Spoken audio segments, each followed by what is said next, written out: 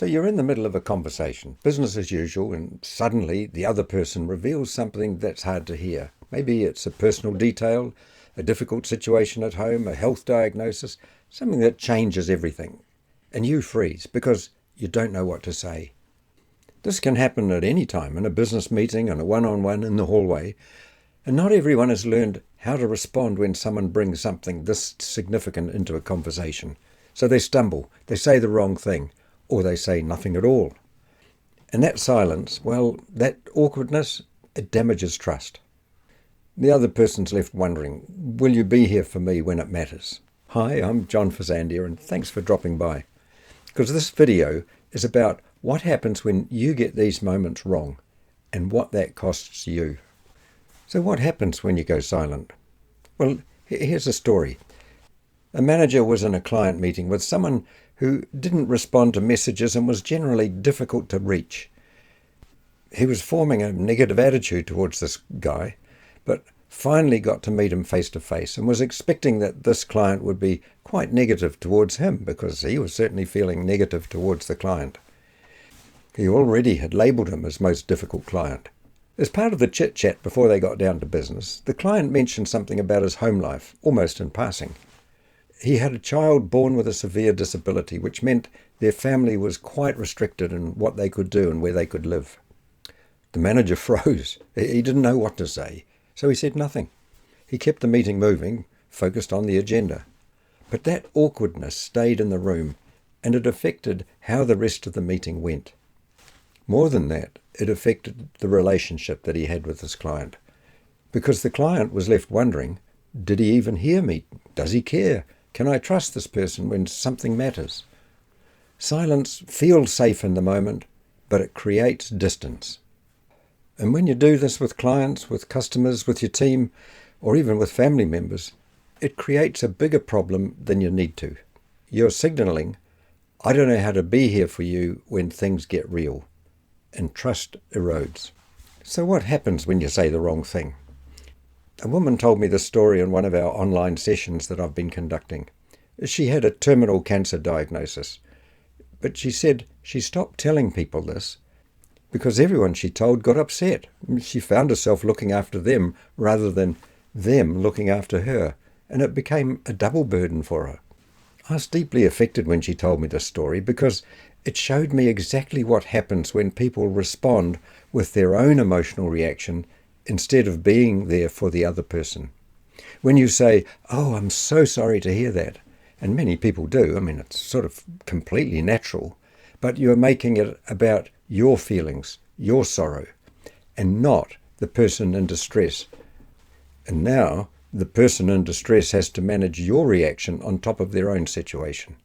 That's not trust building, that's burden adding. And the person is left thinking, I can't bring my real struggles to you because you can't handle them.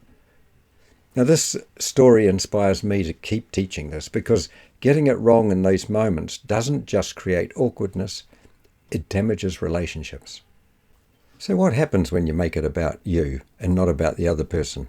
Well, I've had a lesson in this recently because a few weeks ago I injured my leg quite badly in a cycling accident. I couldn't walk for a couple of weeks. And when friends heard about it, they might ask how my leg was, and I barely had time to say it was very painful before they would launch into a story about when they had a similar kind of accident. In one case, the accident had happened 15 years ago, but they spent several minutes telling me all the details rather than inviting me to talk about what happened to me the week before. And here's what that felt like. It felt like I wasn't there.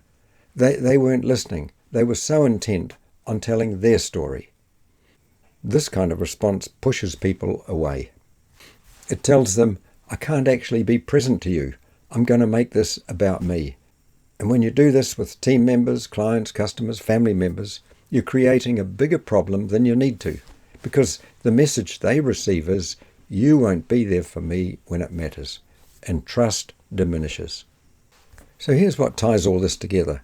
Whether you go silent, whether you say the wrong thing, whether you make it about you, the pattern you're creating is the same. You're signaling, I don't know how to be there for you when things get real. And it's that that erodes trust with your team, with your clients, with family, with everybody. They stop bringing their real challenges to you. They stop being open. They manage you instead of trusting you. And you end up with surface relationships, professional, polite, but not deep, not trusted. Here's the thing. These skills are learnable, and they do take time to turn them into habits. It's not something you learn once and you're done. You need to practice it. You notice when you get it wrong. You try again. Those who are on my ongoing coaching program, the Conflict-Free Leadership, practice these skills over time, week after week, with real situations, with feedback and with support. That's how these responses become second nature. And that's how you build the kind of trust that holds when things get difficult. So here's what I'm keen for you to see, that these moments matter, not just for the other person, but for you. Because how you show up when someone brings something real, that's what determines whether they trust you, whether they believe you'll be there for them when it matters. And that changes everything in your team, all your client relationships, with your family, in how you lead.